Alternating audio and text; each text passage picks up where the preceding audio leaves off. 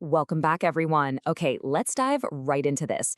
Today, we're bringing you a highly analytical explainer focusing on a truly monumental subject, the efficacy of India's poverty alleviation programs. We're going to refer to these as PAPs. For decades, the government has launched initiative after initiative to combat poverty. But, we have to ask, how effective have they actually been? Whether you're studying economics or you just want to understand where national resources are actually going, this matters. We're going to look strictly at the data, the structural realities, and the systemic challenges to understand exactly what's worked, what hasn't, and why. So you are in exactly the right place. Here is our roadmap for today's explainer. We'll quickly move through assessing the programs, the core achievements, the implementation bottlenecks, strategic flaws and institutions, the missing links, and finally, rethinking poverty eradication. Let's get right to it. Part 1. The core achievements, striking a blow to poverty. Now, before we critique these programs, we absolutely have to acknowledge the massive strides that have been made to establish baseline economic security. The big number here, and it's a huge one, is the sheer drop in the proportion of the population living below the poverty line. Back in 1973 to 74, a staggering 55% of the population was below the poverty line, but by 2011 to 2012, that number had plummeted to about 22%. I mean, that is a 33 percentage point drop. This was largely the direct result of these poverty alleviation programs. It's a monumental statistical victory that fundamentally reshaped the country's demographic profile. And this brilliantly illustrates the ripple effects of that statistical drop. Because, it wasn't just a change in how people were categorized on paper. It was a total change in lived reality. The data actually shows that half of the increase in the income of the poor in recent years is directly due to these programs. We're seeing higher rural wages, particularly in backward regions. And crucially, at the most fundamental human level, the nutritional level of the poorest has demonstrably improved. So we have this 33 percentage point drop in the poverty population, higher wages, and much better nutrition. Which brings us to a very necessary reality check. If we've made so much progress, why hasn't poverty been completely eradicated? Why are these programs still subject to such heavy criticism? Well, to understand this, we need to turn over our balance sheet and look at the deep-seated systemic hurdles that are limiting their success. Part 2. The implementation bottlenecks. Okay, we're going to group the 8 major causes for this limited success into thematic clusters, and let's start with administration on the ground. Now, what's really interesting here is the stark contrast between policy intent and ground reality. The intent was obviously always to target the actual poor. But the reality?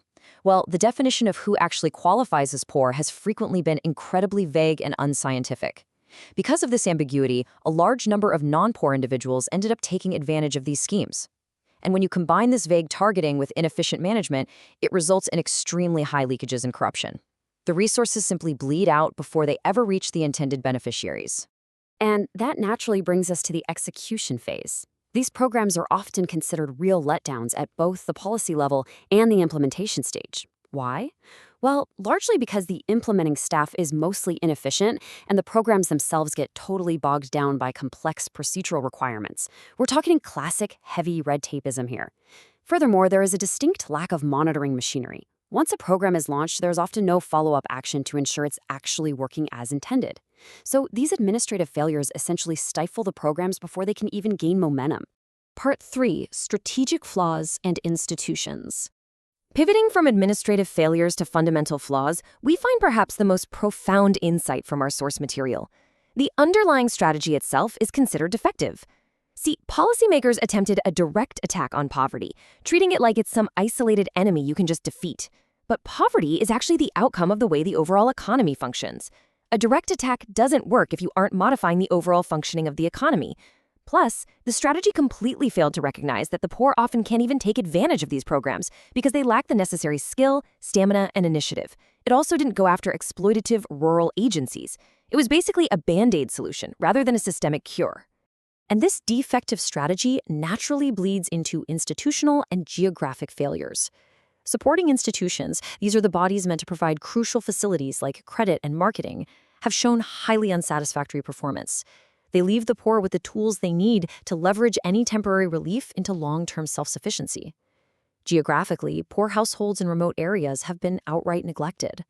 Because of physical accessibility barriers and just a general ignorance of these isolated populations, the most vulnerable people are entirely left behind by the very programs designed to save them. Part 4. The Missing Links. So this brings us to our final cluster, the broader structural disconnects that leave these programs operating in a vacuum.